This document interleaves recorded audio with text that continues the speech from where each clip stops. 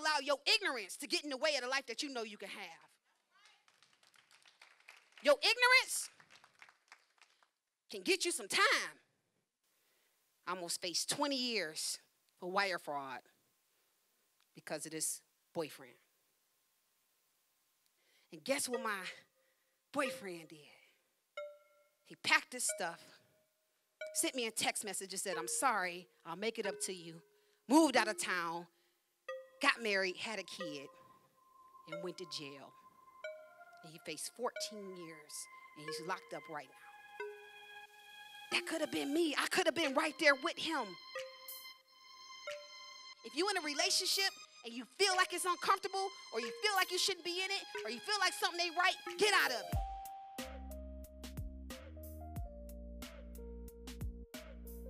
In the midst of my then boyfriend becoming a drug addict, him and his brother decided they wanted to commit a robbery because they needed to get high. So the night of the robbery after being beat, he gave me the option of, you go with us or we're gonna kill your brother.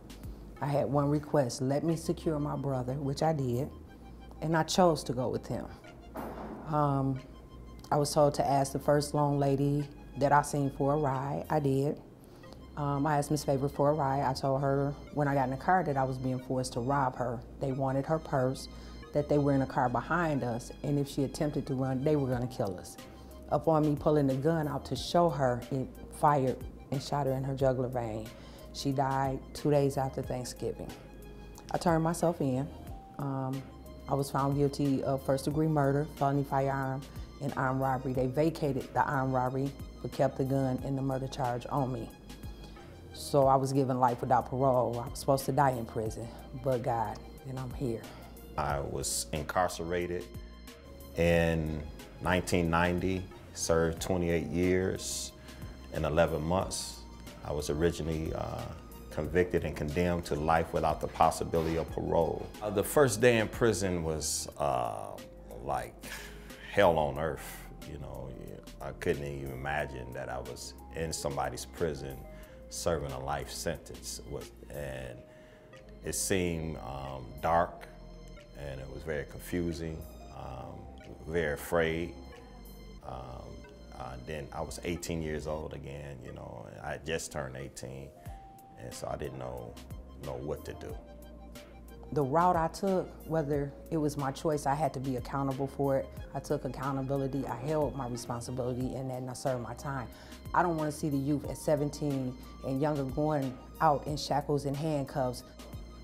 I would tell youth that prison is a dream killer, that it's a badge of disgrace and it's not a badge of honor, that it is a real place. It's not what you see on television. I had to sleep on a steel bunk.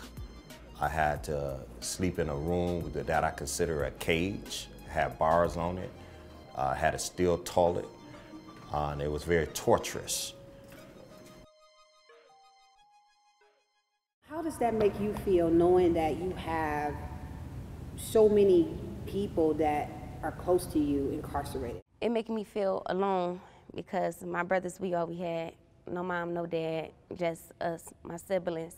So it make me feel alone. It make me feel like a piece of me is gone because my brothers, they was always like the father. They always bring the money, the food, the clothes, the roof, all that. So it was like they was our father.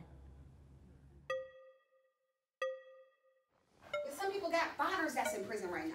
They got mothers that's in prison right now. But if you go to prison because you made a bad decision and you decide to look out the window when you get to prison, guess what you're gonna see? You're gonna see a brick wall and barbed wire. That's gonna be your reality. So it's all about the decisions that you choose to make. That comes from being angry in school, fighting, bullying, being disrespectful to your parents. All of that stuff is what's gonna get you there. But if you change your mind, you change your life, you change your attitude, you help people that's around you so that you don't go there and you don't get them to go there.